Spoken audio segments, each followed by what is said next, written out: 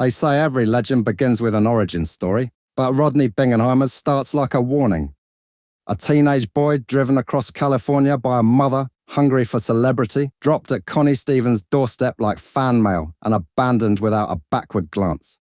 From that moment, he had two choices: disappear into the gutters of Hollywood or force himself into its bloodstream, one autograph, one whispered introduction at a time. He chose the latter, and in doing so, became the strange, fragile heartbeat of the city's wildest and most depraved decade. A kingmaker who lived as if stardom were a language only he could translate. But behind the glitter and proximity lay a darker, more complicated truth the city didn't want to examine. Welcome to Rock and Roll Mysteries.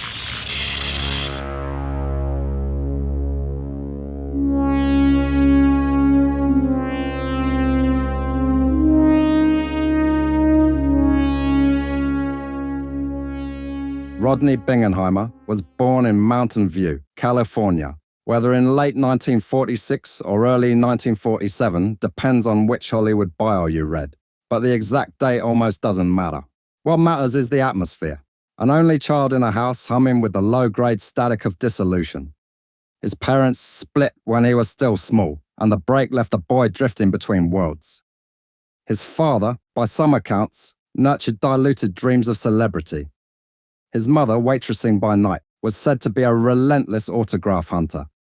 When she returned from her shifts, she sometimes brought home signatures of singers or actors, small tokens of fame for a boy who was learning how fragile attention could be. These scraps of paper, torn from glossy magazines or cocktail napkins, became his early scriptures. Rodney grew up lonely, in the way that only children of fractured households often do.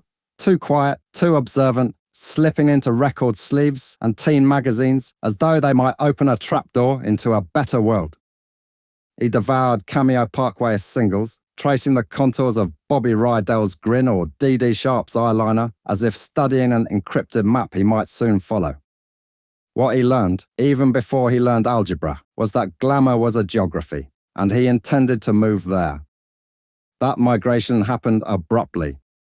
One afternoon in his mid-teens, some say he was 14, some say 16, his mother drove him from Northern California down to Los Angeles, to the home of actress Connie Stevens. He thought they were there for another autograph. Instead, she told him to get out, then pulled away, leaving him at the curb. In mythology, heroes are abandoned in forests or mountain crags. Rodney was abandoned at a starlet's front door in the capital of American illusion. It was as violent and surreal a coming of age as any, and he adapted not by fleeing but by folding himself into the city's dark heart. If you're enjoying Rock and Roll Mysteries, then you will surely love my other series, Rock and Roll Histories, which is available to Patreon supporters and YouTube members. I've just wrapped up a long retrospective look back at the year 1971 and making the case for it as the finest year in music history by going chronologically through all the most important album releases from that year. I've also got episodes on the legendary 60s and 70s teen pop magazine Tiger Beat, and next I'm going to be making the case for the thrilling year in music that was 1965. So, if you want to tune into all of that, and also help me out with the costs of running this channel, then have a look at the Patreon link on screen now, or down in the description. There's even a week-long free trial so you can have a look around before you commit. Cheers, let's get back to the rise of Rodney Bingenheimer. He drifted up first, sleeping on couches and sneaking into clubs on the Sunset Strip, where the air was thick with cigarette smoke and late 60s promise. Education, in any formal sense, slipped off his schedule. Instead, he studied people, gestures, music, the hidden grammar of fame. He cut his hair in a mop-top shape reminiscent of Brian Jones, wore sharp mod jackets, and cultivated a kind of spectral presence.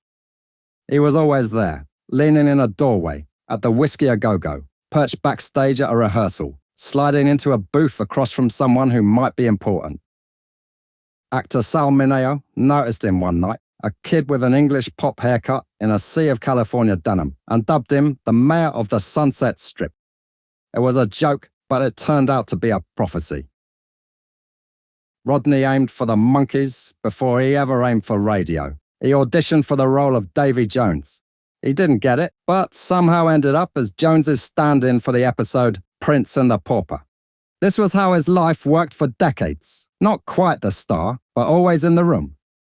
He became a runner, a driver, a gopher, a young man trusted to fetch coffee, move equipment, or navigate the strange hinterlands between production and stardom. And slowly, doors began to open. One of the first major ones belonged to Sonny and Cher. Rodney became, effectively, a butler, doing all the little tasks that keep a household and a touring schedule in orbit. Through them, he met the Byrds, Beach Boys, Doors, Buffalo Springfield, all the musicians who were sculpting the Los Angeles sound.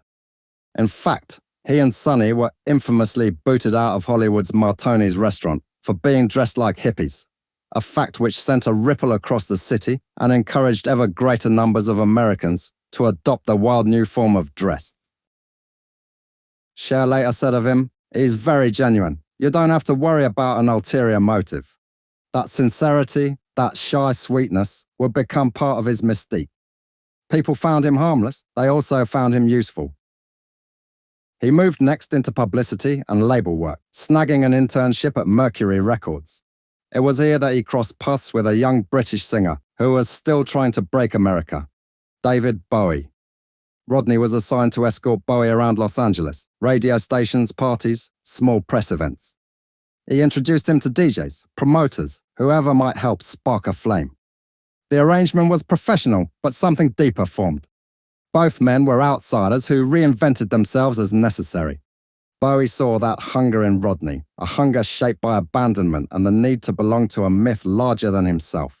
Rodney, by this point working for Linda Ronstadt, was sick to death of the Los Angeles music scene. Bowie urged him to go to London, to inhale the city firsthand. Rodney did. London, in the early 70s, was a glittering, decadent factory of possibility. Glam rock was erupting. Mark Bolan strutted across stages like a cosmic imp. Rod Stewart swaggered in velvet. Clubs pulsed with androgyny and electric colours. Rodney slipped through this world like a ghost with a backstage pass, absorbing it all, forming friendships, collecting records he'd later be the first to play in Los Angeles. He didn't write songs or produce albums. His genius was taste. And in London, he was in his element. He described himself as always anti-eagles, anti-beards, and the sharp peacock-like style of the English appealed to him more than the folksy and unwashed hair seen back in California. He recognized scenes as they were forming, the shimmer of something before the rest of the world caught up. And after inviting him in, it was Bowie who told him to sod off back home again, albeit with the brilliant idea of opening a British club in LA. Los Angeles needed its own glam rock temple, Bowie insisted, a shrine to what was happening in London. Rodney returned to California full of zeal and vinyl. With partners Tom Ayres and another investor, he opened the E-Club in October 1972. Within weeks, he rechristened it Rodney Bingenheimer's English Disco. Union Jacks draped the walls, sausages and cheap British snacks were served. The space was small, cramped, hot and perfect. Word travelled fast. Bowie came, Mark Bolan came, Lou Reed, Iggy Pop, members of Led Zeppelin and the New York Dolls drifted in. Andy Warhol made appearances. Elton John, Joan Jett, Suzi Quatro. It felt as though anyone who mattered in glam rock passed through those doors. Iggy Pop staged his notorious Murder of the Virgin performance there in 1974, slashing his chest, smearing blood, being whipped by Ron Ashton dressed as an SS officer, pushing performance art and self-annihilation into the same corner. Newspapers whispered about the club. People spoke of it with awe or disgust or both. And then there were the girls, very young girls. The English disco became infamous for what later generations would call baby groupies, teenagers barely in high school, dressed in platform shoes and glitter, orbiting much older rock stars. The club fostered a permissive, overheated environment where age blurred dangerously with aspiration. At the time, much of the press romanticized it as wild youth culture. The 70s were the sinister love child of the summer of love, and all bets were off when it came to sex and morality. Later, people reassessed it with much sharper eyes. The music was revolutionary, but the power dynamics were warped, and these were children in the company of reckless adults. Rodney, as the host and gatekeeper, sat at the centre of a scene that benefited hugely from his enthusiasm and connections, and one that also left vulnerable young people exposed to predatory attention. These complexities would shadow his legacy long after the glitter dulled. Still, during its brief run from 1972 to 1975, the English disco was a cultural detonation. It became the West Coast Glam Cathedral, a place where you could see tomorrow's legends stumbling down the stairs at 2 in the morning. But its magic was unstable, a chemical high.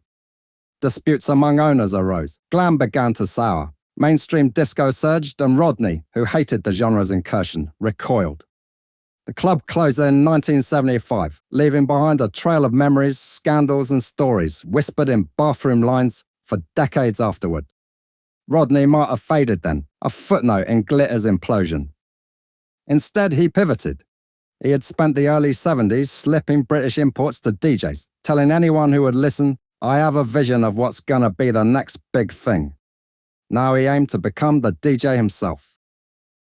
In 1976, K-Rock, a struggling AM/FM station just beginning to shape its identity, gave him a weekly show, Rodney on the Rock. He was nervous, shy, almost whisper-soft on air. But the sincerity translated. He didn't sound like the slick radio professionals of the era. He sounded like a fan sharing treasures.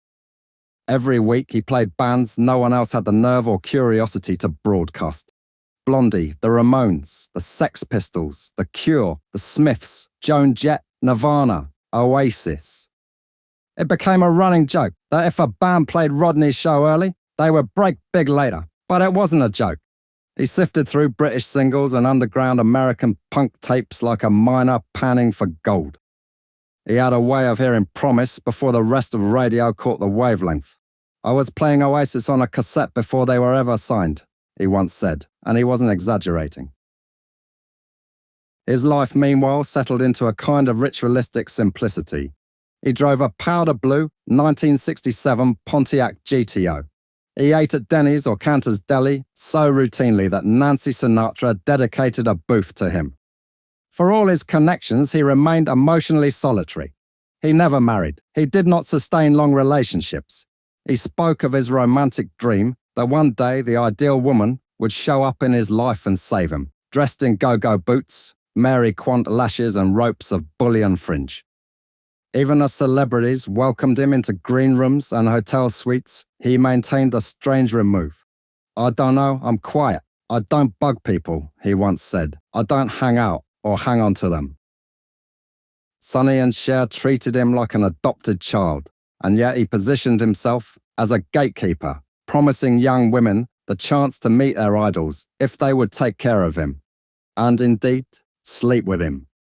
He was a kind of groupie coordinator, almost like a brothel madam. Even Mick Jagger said he was a, quote, famous groupie, now respectable.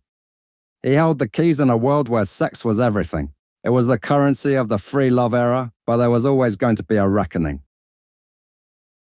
By the early 2000s, filmmaker George Hickenlooper turned a camera on him. The movie Mayor of the Sunset Strip chronicled Rodney's life across several years, and it intercut archival footage with new scenes that exposed the tenderness, yearning, and arrested development beneath his public persona. One scene in particular seared itself into the documentary's reception. Rodney introduces a young woman named Camille as his girlfriend. On camera, she gently clarifies she does not see him romantically. Critic Wesley Morris wrote that by the end of the scene, his face says, "I was jilted at the prom." It was both heartbreaking and revealing. Proximity to glamour had not saved him from loneliness. Yet even as the film immortalized him, shadows from the past began stirring, shadows that would grow darker in the decades to come. By the late 2000s, Rodney Bingenheimer had become something like a relic who still breathed, an emissary from an older and grubbier Los Angeles, still haunting the same streets, the same diners, the same late-night drive time hours. But the world around him was shifting. Radio was consolidating, playlists were tightening, individuality was becoming a liability. At K-Rock, where his Sunday night show had survived disco, punk, grunge and corporate rebrandings, the walls were closing in. His shifts, once prime and culturally electric, were pushed deeper into the off hours until he found himself broadcasting from midnight to 3 a.m. on Mondays, playing records alone in a booth while the city slept. People at the station said that he could never be fired because he was the soul of K-Rock. But in 2017, the joke ended abruptly. Rodney walked into what he believed would be a staff meeting. Instead, he discovered the meeting was only about him, and that his show after 40 years was over. "I have no idea," he told NPR that June. "They have new owners. They are going through a lot of changes right now. I was totally shocked." His firing wasn't just the end of a job. It was the end of an era when radio held the romance of discovery, when one person's sensibility could bend the culture. Overnight, he became another casualty of corporate realignment. Yet even in exile, the universe tossed him a rope. Within weeks, Little Steven's Underground Garage on Sirius XM announced a new weekly show for him, beginning that July. It was a softer landing, a way to preserve his curatorial identity. He slipped into the format easily, still playing garage rock singles with the same breathy excitement he'd brought to punk and Britpop decades earlier. But the glamour of terrestrial radio, the sense of physical presence in Los Angeles, that communal spa, was gone. Through it all, his daily habits remained untouched. He lunched at Cantor's, where the waitstaff knew his name. He drove the same powder blue Pontiac. He wore the same narrow black suits. For someone who helped define eras, Rodney himself rarely changed. His life had calcified into a series of rituals that kept loneliness at bay. Still, those rituals did not prevent the past from returning with sharper angles. For decades, the English disco era had been enshrined in a kind of shimmering haze. Journalists and musicians treated it as a wild, lawless chapter of rock history. As the 2010s gave way to the 2020s, the culture grew increasingly unwilling to romanticize stories that involved teenage girls, adult rock stars, and a permissive ecosystem built on blurred boundaries and unexamined power. The reckoning that swept through Hollywood, music, and publishing left no corner untouched, including Rodney's. In 2023, the first major rupture arrived in the form of a lawsuit filed in Los Angeles Superior Court by Corrie Chrome, a co-founder and early songwriter for the Runaways. She alleged that in the 1970s, beginning when she was about 13, she had been sexually assaulted by Kim Fowley, and that Rodney Bingenheimer had also sexually assaulted her when she was a young teen.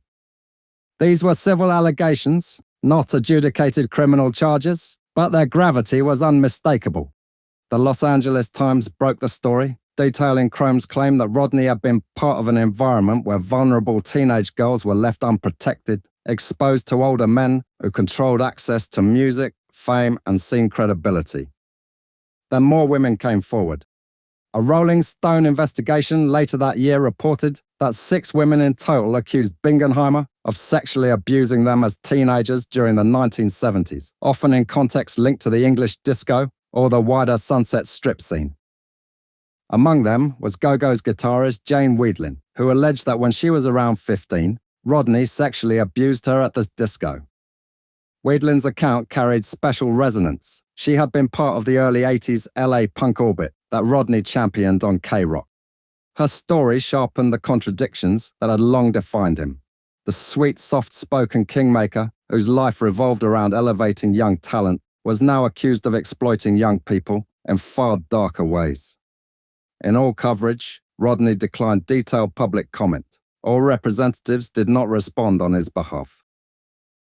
As of the latest reporting, the allegations remain part of ongoing legal and reputational fallout. No criminal conviction has been widely reported, but the effect on his public identity was undeniable. The mayor of the Sunset Strip, once framed as a benign Zelig, drifting through rock history, was now being interrogated as a figure entangled in the darker architecture of 1970s Los Angeles. For many, the shock was not that revelations had surfaced, but that they had taken this long. The English disco had been legendary for its permissiveness, for the way it welcomed teenage girls into a swirl of glitter, sex, and rock star energy. But biography is not a courtroom, and biography is not a redemption arc. It is an accounting of the whole person, with the contradictions intact. And Rodney Bingenheimer's life, even before the allegations, was already a portrait of contradictions. A man who lived off the edge of fame, never quite included yet granted extraordinary access. A shy, quiet fan who could usher a band from obscurity into national fame, yet unable to sustain lasting relationships. The sadness at the core of his life had long been visible. Fame, for Rodney, was both a mirror and a shield. It made him visible. It made him feel less alone. But it also left him suspended in a perpetual adolescence, attached to the currency of youth and beauty long after it stopped making sense. Yet even as these stories surfaced, Rodney continued to appear at small events, DJ gigs and interviews with underground music outlets. He showed up at Honeypot Unlimited, slid into podcast conversations, and spoke with the same soft, unassuming gentleness he'd always carried. But for many, the reality was unavoidable. The man who helped launch their careers was also someone whose past now demanded grave scrutiny. Here at the end of 2025, Rodney Bingenheimer is still very much with us, still tied to the shifting mythology of the Sunset Strip. His legacy was no longer an uncomplicated tale of taste and timing. It was a story threaded with brilliance, loneliness, access, community, yearning, and allegations that forced a generation to reconsider what they once believed about the glamour and danger of the 1970s LA rock world. And yet, despite everything, despite the altitude of his influence and the shadows cast by the revelations, one truth remained. Rodney Bingenheimer had shaped the soundscape of Los Angeles in a truly unique and unforgettable way. He has introduced bands that became movements. He has steered a radio station that helped define what alternative meant in America. He has opened doors for countless young musicians. He stitched decades of music history together with little more than a turntable and a singular ear. And in the privacy of his booth, separated from Los Angeles by satellites and digital signals, he could still hold on to the one enduring truth of his life, that he knew how to hear the future before it arrived. All right, an interesting character, no doubt, and one with a bit of a dark side, at least so it has been claimed. This was something of a companion episode to the one I did on Kim Fowley, so go and have a listen to that if you want more on that odd world of 1970s music eccentricity. Anyway, I've been Chester. Let me know what you think of Rodney down in the comments, and feel free to request anyone you'd like me to cover in a future episode. Cheers, have a good one.